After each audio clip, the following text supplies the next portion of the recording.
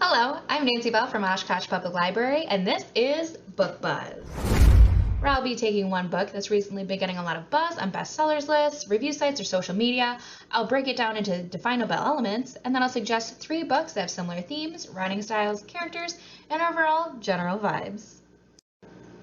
So today we're talking about The Maid by Nita Prose. It's recently been getting so much buzz. It's currently on the bestseller list. It's also been on Canadian talk radio as well as ABC's Good Morning America. So our main character Molly is really into order, cleanliness, and proper etiquette. But she struggles with social skills. She can be naive and socially awkward, and up until a few months ago, her grandmother was the one helping her interpret the world for her. Luckily, as a hotel maid, she gets to keep everything orderly, and rules for social behavior are laid out black and white, including the rule of not befriending guests. But she breaks this rule one time for Giselle Black, the much younger wife of a business tycoon. One morning, during her maid duties, Molly finds Giselle's husband dead and is accused of his murder. She and her friends at the hotel need to discover the real murderer before she is wrongfully charged. So let's go ahead and break down the elements of The Maid that I'll be looking for in a read-alike. So first of all, let's talk genre. It's a mystery. We're solving a crime right alongside our main character, and this one's actually kind of set up like Clue, where the victim was inside of a locked room. Characters, we're looking for, Molly is a likable, well-developed character. We know Molly's backstory and we empathize with her. She's also a strong female with that gumption to keep fighting against this murder charge. I've watched enough Criminal Minds and Law & Order to see how intense these accusations can get. So she has some very strong will to keep fighting that. It's also really compelling. We're drawn into this story. We want to keep turning those pages. We want to solve this murder possibly before Molly and her friends do. It's also really intricately plotted. It's a complicated story with twists and turns, and there's lots of details that we should be paying attention to. So let's keep those elements in mind as we get into our first read-alike, which is Pretty as a Picture by Elizabeth Little. Film editor Marissa Dahl, she's deeply in need of a job, so she signs a long non-disclosure agreement without a script to work with, notoriously difficult to work with, Tony Rees, after his original editor is fired for some unknown mystery reason. So she begins working on location on Kickout Island, and she comes to realize that the movie is based on the real-life unsolved murder of Caitlin Kelly, which happened on the same island 25 years ago. So Marissa, an ex-Navy SEAL who's working security on the film, and 2 precocious 13-year-olds who have a true crime podcast, all work together to figure out what happened to Caitlin Kelly.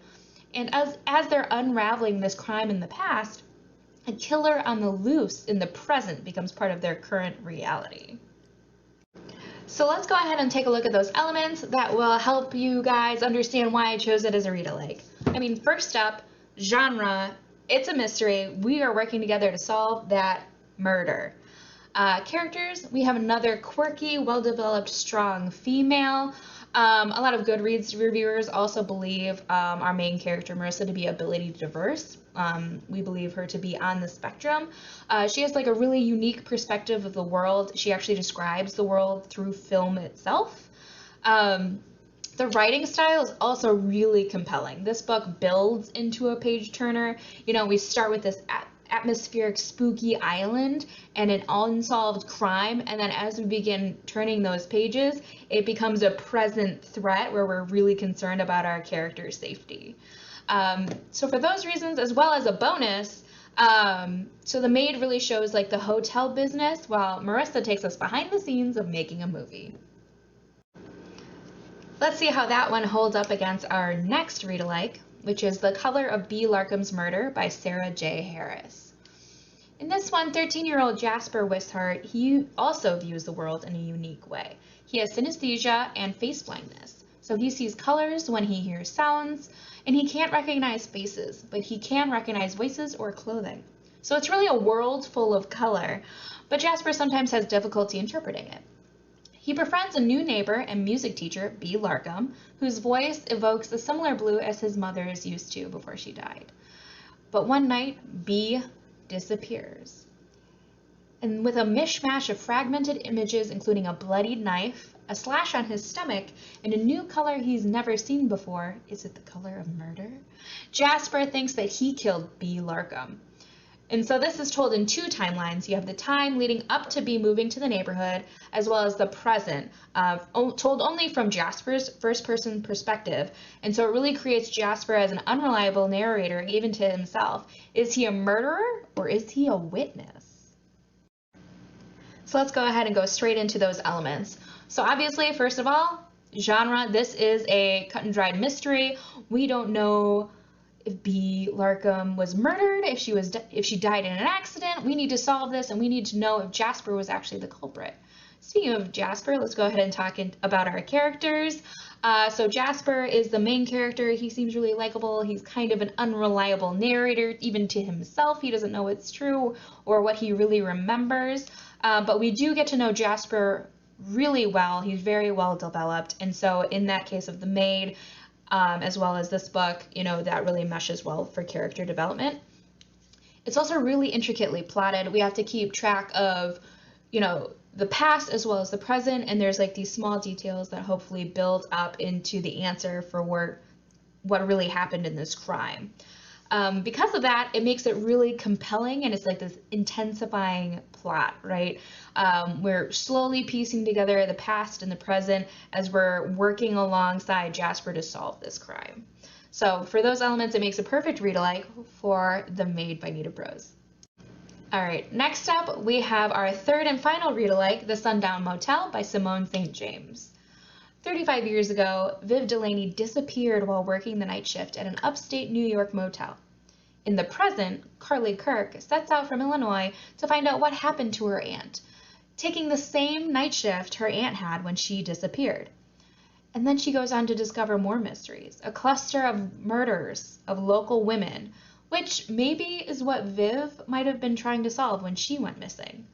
So it's told as a parallel narrative. It's told as Carly's perspective in the present and Viv's perspective 35 years ago, and it's linked by their horrifying experiences in the same haunted motel. So let's go ahead and break down those elements. First of all, mystery. Yes, this is also a mystery, although this one has elements of horror as these horrible things are happening to our main characters, who are strong female protagonists, very similar to The Maid. We have these strong women who are trying to fight crime and solve a murder that they've been implicated in. It's intricately plotted. Again, we are piecing together the past and the present to figure out what is going on. It is very creepy, this one. The Maid doesn't necessarily have, those eerie feelings evoked by it, whereas in this one, it's really creepy because there's like these elements of supernatural happenings as well in the motel. Is it haunted? Is it just like a Scooby-Doo effect where there's some guy in a mask? We don't know. And so it's also really compelling and suspenseful as we're trying to figure out these elements, like what is real, what isn't real or true. And we really care about these two women and what they are experiencing. So we really want to get to the end and figure out the mystery. And as a connecting bonus between these two, they're both hotel-motel mysteries. Although, again, the Sundown Motel has supernatural elements while The Maid stays very clearly in reality. So those are the three read-alikes that I have for you today. If you liked this video, go ahead and give it a like and subscribe to the library's YouTube channel for more content and more videos exactly like this. If you have any suggestions, questions, anything like that, go ahead and please leave a comment, or you can always get a hold of me at the library reference desk, which I'll leave a link to down below. Thank you so much for watching, and let's all get back to reading.